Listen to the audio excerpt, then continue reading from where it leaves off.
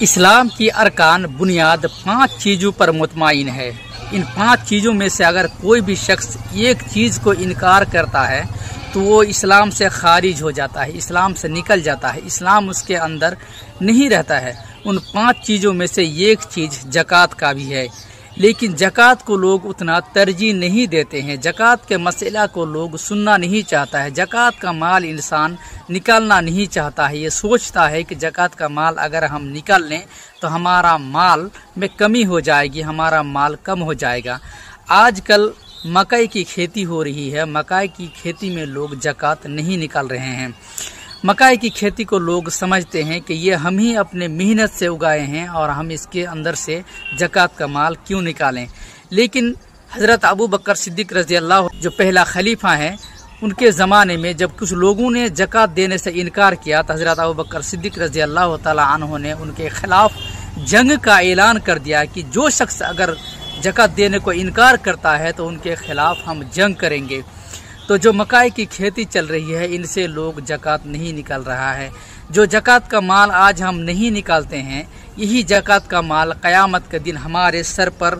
بوجھ ڈال دیا جائے گا اور یہی زکوٰۃ کا مال ہمارے اوپر بوجھ بن کر رہے گا، اور یہ زکوٰۃ کا مال کہے گا کہ میں تمہارا ہی مال ہوں،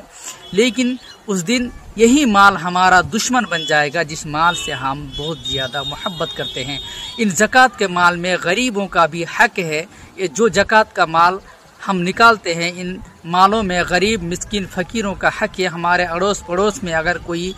غریب ہے تو ان کا حق ہے۔ اگر اللہ یہ مال جو آپ کو زکوٰۃ نکالنے کے لیے کہہ رہا ہے، یہ زکوٰۃ کا مال آپ سے اگر نہ نکلوا کے اگر اللہ چاہتا تو ان کو ڈائریکٹ دے سکتا تھا۔ کیا اللہ اس پر قادر نہیں ہے؟ اللہ اس چیز پر بھی قادر ہے کہ اللہ جو مال آپ کو نکل کر آپ کو بانٹنے کے لیے کہہ رہا ہے وہ مال ڈائریکٹ اللہ اسی کو خود دے سکتا تھا، لیکن اللہ جو آپ کو مال دے رہا ہے یہ اللہ آپ کو یہ آزمانے کا طریقہ ہے۔ بہرحال اللہ نے جو آپ کو مال دیا ہے ان مالوں میں سے زکوٰۃ نکال کر غریبوں میں بانٹنا چاہیے۔ انسان ہمیشہ زیادتی کی چاہت میں رہتا ہے کہ مال اگر دے دیں گے تو گھٹ جائے گا۔ اللہ نے اسی کے سلسلے میں قرآن میں ایک آیت نازل کیا ہے کہ الہاکم التکاثر حتی زرتم المقابر، کہ انسان اور زیادہ چاہیے اور زیادہ چاہیے، دنیا کی تمام کے تمام چیز اس کو دینے کے بعد بھی انسان اور زیادہ کی چاہت رکھتا ہے، اور اس چاہت میں انسان کا پیٹ کبھی نہیں بھرتا ہے